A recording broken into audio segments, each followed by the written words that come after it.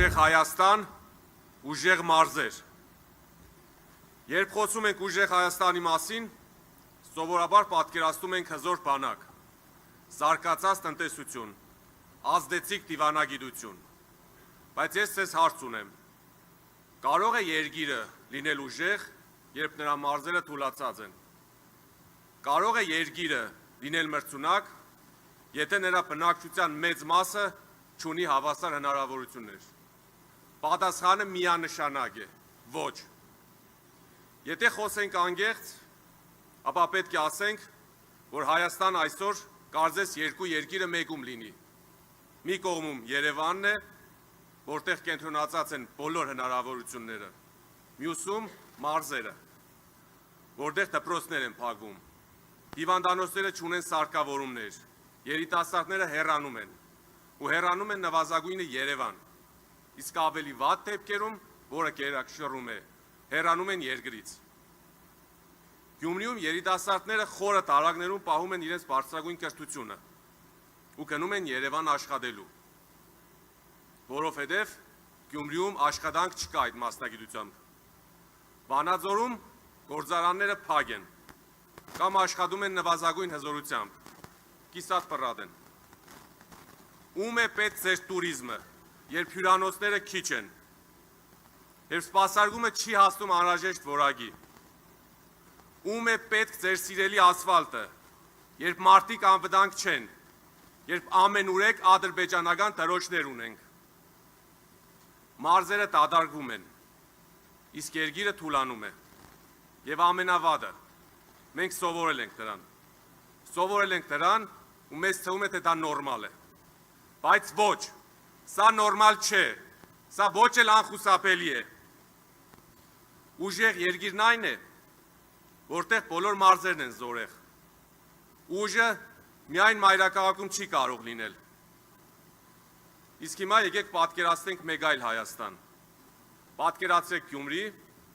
որտեղ երիտասարդը կարող է ավարտել համալսարանը, գտնել աշխատանք իր քաղաքում, բայց երևանյան աշխատավարձով։ Պատկերացրեք Վանաձոր, որտեղ 5 գործարանները վերականգնված են, արդիականացված են։ Ստեղծվել են նոր արտադրություններ, բայց օգտագործելով տեղական ռեսուրսները։ Պատկերացրեք Սյունիք, որտեղ սահմանամերձ գյուղերը ստացել են ամեն ինչ՝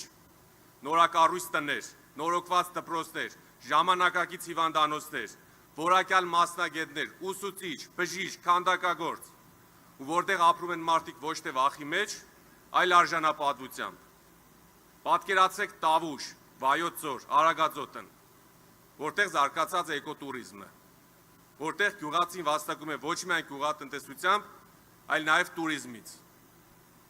Որոշները կարող եք ասել, լավ, բայց դրա համար մեզ շատ փող է պետք։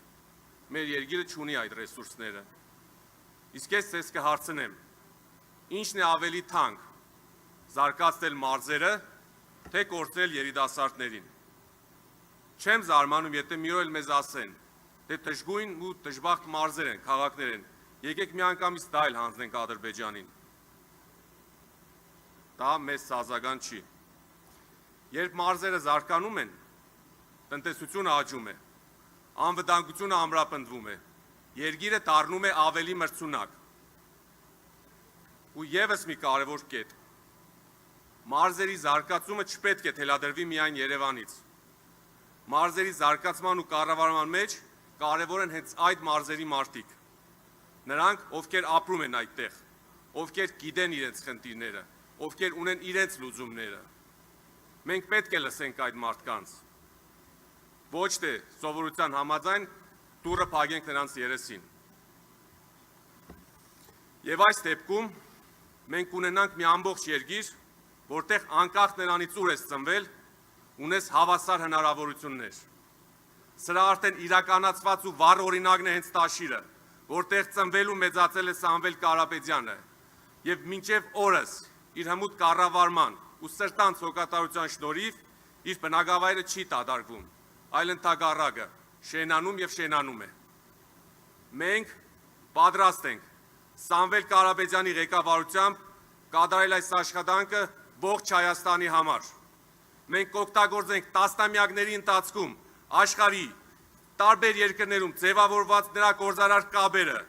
կխաթարենք, որպեսզի ներգրավենք ներդրումներ, կառուցենք ու զարգացնենք տնտեսությունը եւ խթանենք աշխատատեղերի ստեղծումը, Հայաստանը կլինի ուժեղ եւ մենք կանենք դա միասին մեր ձևով։